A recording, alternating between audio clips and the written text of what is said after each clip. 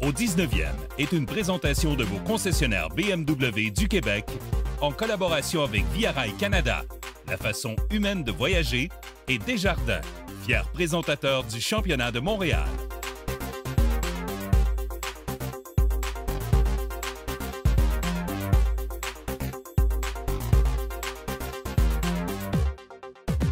Mesdames, Messieurs, bonjour. Ici Michel Lacroix qui vous souhaite la bienvenue à l'émission au 19e. Déjà une deuxième saison pour notre émission. On vous promet des sujets plus variés et une émission plus dynamique, avec notamment des joueurs vedettes dans le domaine du golf, des célébrités qui vont nous parler de leur passion pour le golf et les personnes les plus influentes dans le domaine. Pour amorcer la saison, 2 émissions spéciales uniquement sur l'équipement. Le tout, une présentation de Golf Town. Alors, nous sommes à Orlando, site de la plus importante foire de golf au monde. Plus de 1000 exposants de produits de toutes sortes. Les experts des plus grands manufacturiers nous proposent leurs nouveautés. TaylorMade, Nike, Callaway, Cobra, Titleist, Ping, Adams. Tout le monde est ici. C'est l'occasion de voler la vedette. Nos spécialistes vont analyser les nouveaux bâtons, les essayer et vous suggérer les meilleurs achats. Toute l'équipe vous souhaite une bonne saison. Commencez dès aujourd'hui à améliorer votre carte de pointage. Bienvenue au 19e.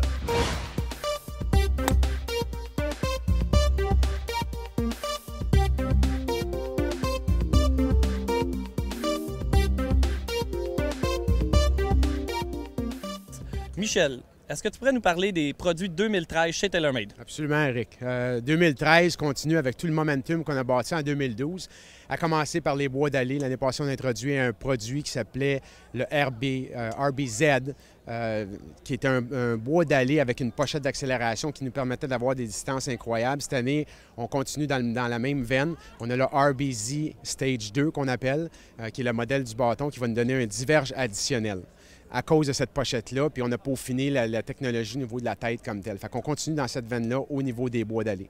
Par contre, il ne faut pas oublier que TaylorMade, notre cheval de bataille, c'est les bois de départ. Et dans cette même veine-là, on s'en va avec un bâton qui a beaucoup d'ajustabilité, qui est le R1, qui est une tête en fait. Et avec une tête, je peux l'ajuster soit de 8 à 12 degrés. Et au niveau de la semelle, j'ai un ajustement qui va me permettre d'avoir une dispersion de plus ou moins 2 degrés au niveau de la face du bâton. Ce qui fait que ça va me donner une dispersion de 140 verges si j'étais pour installer cette technologie-là soit à l'extrême gauche ou à l'extrême droite. Et que nous réserve 2013 au niveau des fers? En fait, 2013, ce qu'on a fait, ça devrait être une grosse année pour nous autres au niveau des fers, puisqu'on a amené la technologie des bois dans le Rocket Blades. Donc, cette pochette d'accélération qu'on a dans les bois, et maintenant, on la retrouve dans les fers. Et ce que ça nous permet d'accomplir, c'est qu'on va aller chercher une constance. En ayant un effet de trampoline accru, on va avoir une distance qui va être plus longue, mais elle va être plus longue d'une façon plus constante. Ce qui veut dire que le golfeur moyen, comme le bon joueur, va avoir des distances plus longues d'une façon plus constante d'un coup à l'autre, que ce soit des coups bien frappés ou des coups manqués. Michel, je te remercie beaucoup et bonne saison 2013. Ça fait plaisir, Eric.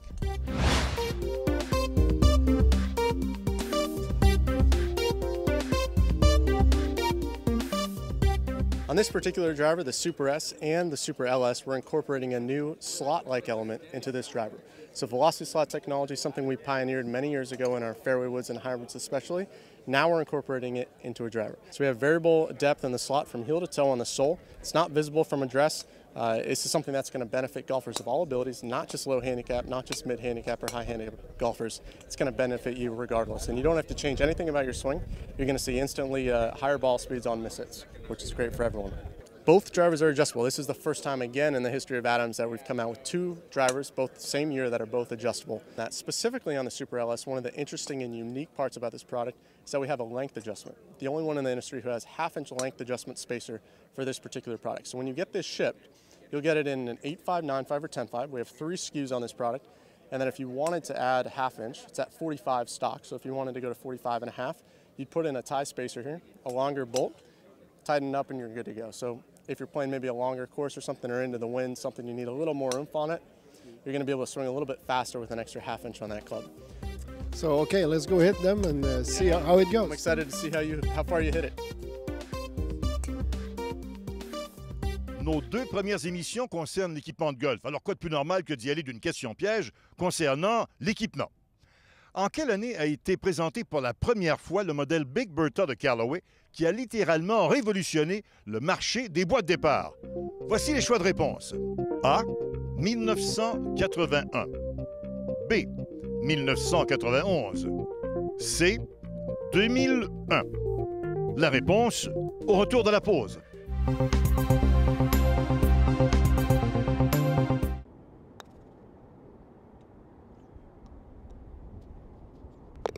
Je vous rappelle la question. En quelle année est-ce qu'on a présenté pour la première fois le modèle Big Bertha de Callaway? C'était effectivement en 1991. Il faut savoir que l'expression Big Bertha a été utilisée à plusieurs occasions pour désigner des choses qui sont surdimensionnées. Un canon, des tambours et même une vache. Le modèle original du Big Bertha avait une dimension de 190 cc. La limite a été depuis fixée à 460 cm3.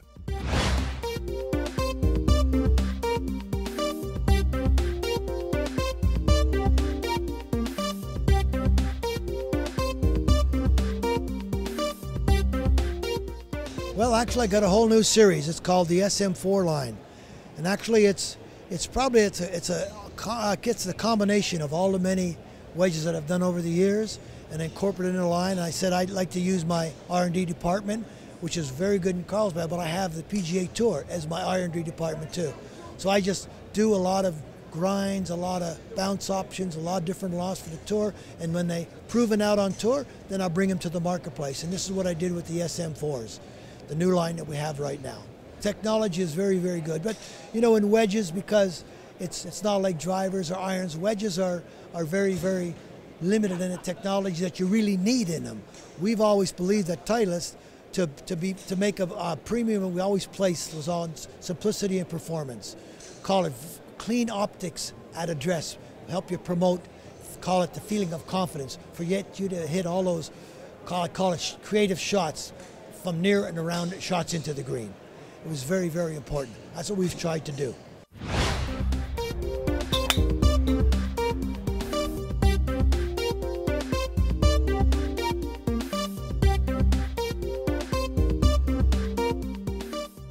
Alors André, bonjour. Est-ce que tu pourrais nous parler, s'il vous plaît, des produits qu'on retrouvera pour 2013 chez la compagnie Ping?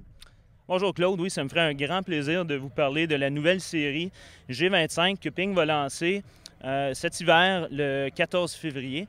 Alors, premièrement, le driver, on parle de l'ajustement sans compromis. Okay? Alors, c'est le seul driver dans l'industrie où est-ce que l'ajustement de la tige dans la tête, il n'y a aucun poids perdu. Alors, c'est exactement le même poids qu'un bâton fixe. L'autre chose, on aimerait parler beaucoup de le repositionnement du centre de gravité dans la tête.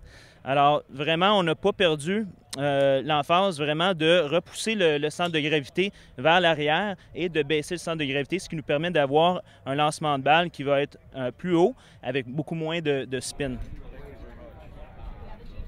Alors, parle-nous maintenant d'une nouvelle ligne aussi, la ligne Answer, s'il vous plaît. Oui, très excité. Le Answer est sorti cet automne. On a eu des très bons résultats.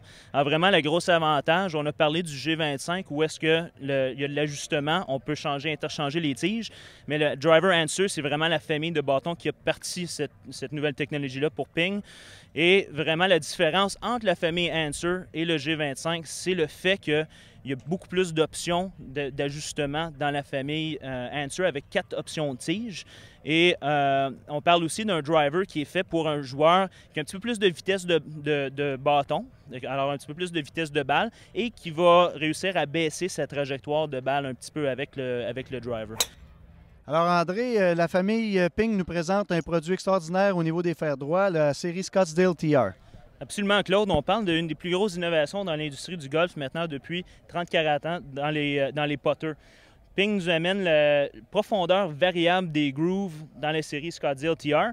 L'avantage, c'est vraiment qu'on va avoir beaucoup plus de constance au niveau de la distance de nos coups roulés. Alors, pour un putt de 35 pieds, on parle d'une différence maintenant de 18 pouces quand on manque sur le bout ou sur le talon du putter. Alors, une différence entre un putt de 4 pieds et un putt de 2 pieds et demi maintenant.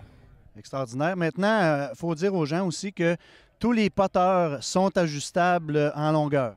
Oui, absolument, Claude. Avec la petite bague qu'on a ici en dessous de la grippe, on parle d'un ajustement de 31 jusqu'à 38 pouces de longueur avec la famille Scottsdale TR. Alors, merci. L'anecdote de la semaine, une présentation de Desjardins, fier présentateur du championnat de Montréal. Les nouvelles règles concernant l'utilisation des fers droits à longue tige vont de toute évidence modifier considérablement le portrait du golf professionnel. Mais depuis combien de temps est-ce que les pros jouent avec des outils semblables? Les droits de commercialisation d'un long fer droit, un putter, remontent à 1965 et appartiennent à un dénommé Richard T. Barmley. Nombreux sont les joueurs à avoir utilisé différents bâtons, différentes prises et différentes positions. Phil Rogers a remporté 2 victoires sur le circuit professionnel en 1966 en utilisant une tige longue de 39,5 pouces. Il faudra attendre jusqu'en 1991 avant qu'on inscrive une victoire sur le circuit PGA Tour. C'est Rocco Mediate qui en fut l'auteur lors de l'Omnium Dora disputé à Miami. Il jouait alors avec une tige longue de 49 pouces. Les longs fers droits ont donc progressivement gagné de plus en plus d'adeptes. En 2012, Ernie Els en utilisait un lors de sa victoire à l'Omnium britannique. En fait, 27 % des joueurs lors de ce tournoi utilisaient des fers droits avec longue tige. Avantage ou désavantage? Pour ou contre, une chose est certaine, c'est qu'on va devoir se conformer à la règle d'ici 2016.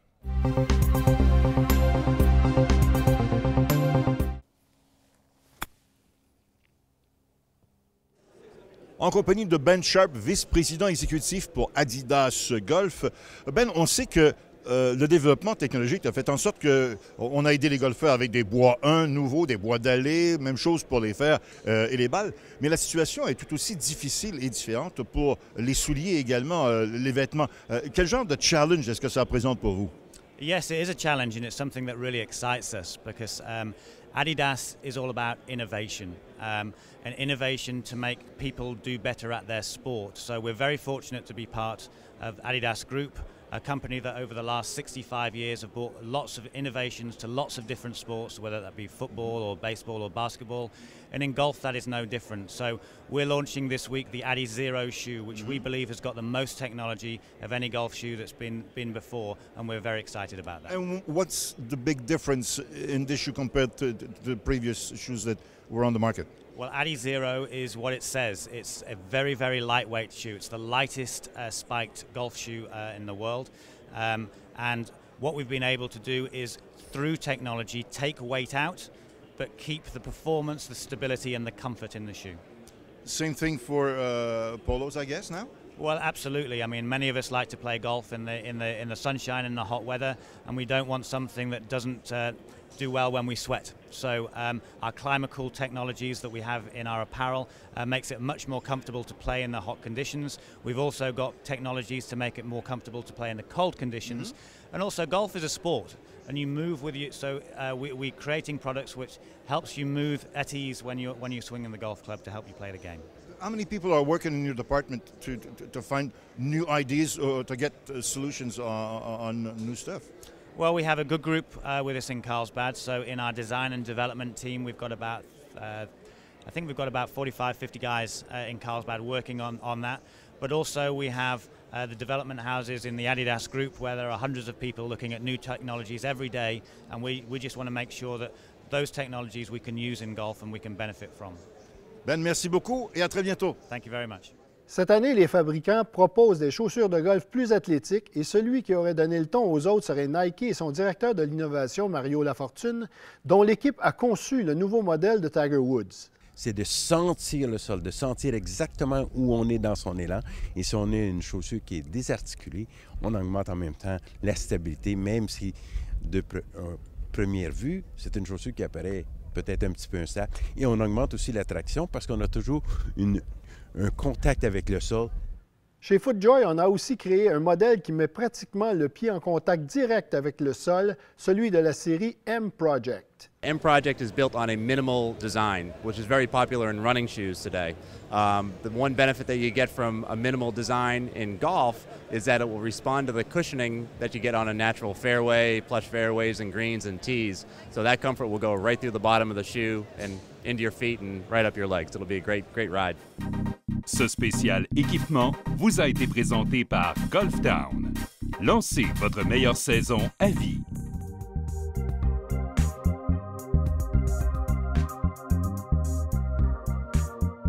Qui m'a surpris, qui me Bubba Watson, sa victoire lors du Master, puis sa shot en supplémentaire, son coup qu'il a fait de la partie du bois, je pense qu'avec émotion, avec le stress, je pense que c'est tout un coup de golf qu'il a fait, puis chapeau à Bubba Watson.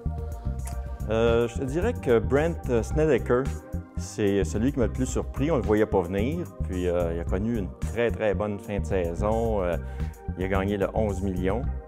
Puis c'est un joueur qui joue rapidement, fait que c'est très rafraîchissant. Rory McIlroy, c'était une question de temps pour qu'il trône au sommet et c'est arrivé en 2012. Je dirais Snedeker et Duffner. Comme quoi la game maintenant se doit d'être plus complète. Fait que c'est plus le plus long ou celui qui pote, c'est celui qui fait tout. Ces deux gars-là, vraiment, ont tout fait, là. Les coups précis, comme ça, surtout avec le potter. Je pense que le plus surprenant, c'est quand on regarde ce que Tiger Woods, avec la crise qu'il a vécue, revenir aussi rapidement du 51e au 2e joueur mondial. Il n'est pas encore là encore, il n'est pas là comme le vieux Tiger qu'on avait, mais c'est quand même une marque remarquable si on compare à des Tom Watson puis Fred Couples qui ont vécu des périodes plus difficiles, qui ont été de plus longue durée. Mais Tommy Two Glove, ça reste un mystère pour moi, là, en tant qu'entraîneur, de voir que j'ai vu son swing de golf plus tôt en saison à Bay Hill en direct, puis ça me surprend toujours de voir des joueurs qui sont capables de performer sur un terrain avec des fondamentaux qui ne sont pas aussi bien établis que les siens. Au terrain d'exercice, vous est présenté par Cobra Puma Golf. L'hiver a été long et c'est maintenant le temps de frapper les premières balles au terrain d'exercice. Mais là, on travaille quoi? Je vais vous donner une mise au point afin de vérifier les éléments qui ont souvent été refroidis par l'hiver. Et ça commence par une bonne posture. Mais dans la posture, il y a deux éléments qu'il faut vérifier. L'alignement des segments et la position des mains à l'adresse. Comme exercice, prenez votre position et avant de frapper la balle, relevez-vous et regardez l'horizon. En étant droit, tous vos segments sont droits. Vos pieds, vos hanches et vos épaules sont alignés dans une seule et même direction. Deuxième point important, la position de vos mains. C'est important de s'adresser à la balle toujours de la même façon et de les placer par rapport à votre corps et non par rapport à la balle.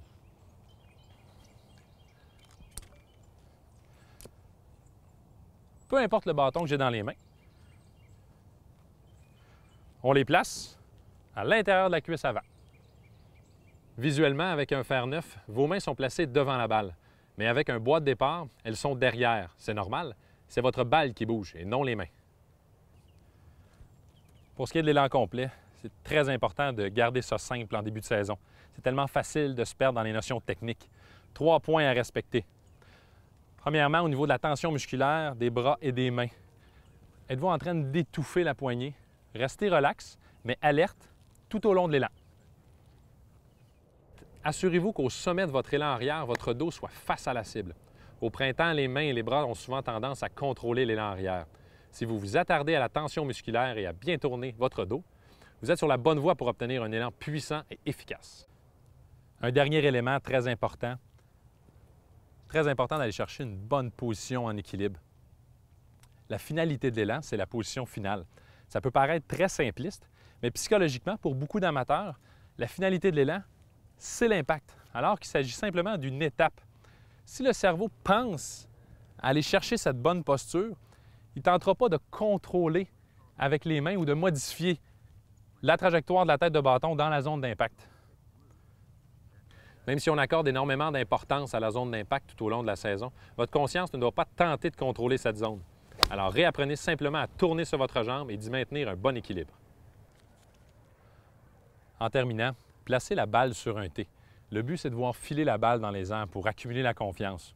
Prenez votre temps, la saison ne fait juste commencer. Bonne saison!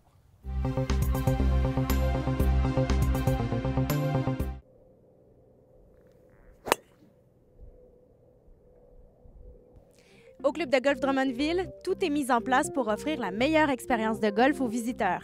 Situé en bordure de la rivière Saint-François, nul besoin de vous dire que le décor est enchanteur.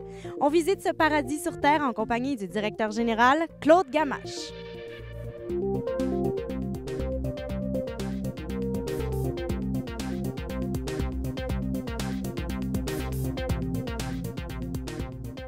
Chez nous, on est un terrain semi-privé, donc on est ouvert au public. C'est bien important de le mentionner parce qu'il y a bien des gens encore qui ont l'impression que le parcours est privé. Le club de golf de Drummondville, c'est un parcours toujours en très, très bonne condition.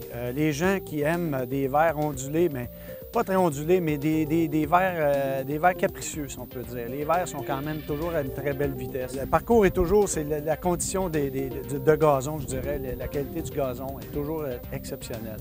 Quand on part, le trou numéro 1, le coup de départ est quand même difficile, mais par la suite, vous allez voir, c'est une normale 5 que tu peux atteindre en 2 après suite à un bon coup de départ. Mais quand tu arrives sur le verre, c'est vraiment extraordinaire d'être sur le verre, de regarder l'entourage, parce que le verre est directement à côté de la rivière Saint-François. On est presque les 2 pieds dans l'eau. Ça, c'est vraiment un beau trou. Le trou numéro 9 est un petit normal 3 qui descend d'environ 145 verges, qui laisse personne indifférent. C'est une normale 3 qui est super belle. Un petit verre, c'est étroit parce qu'il y a des arbres de chaque côté.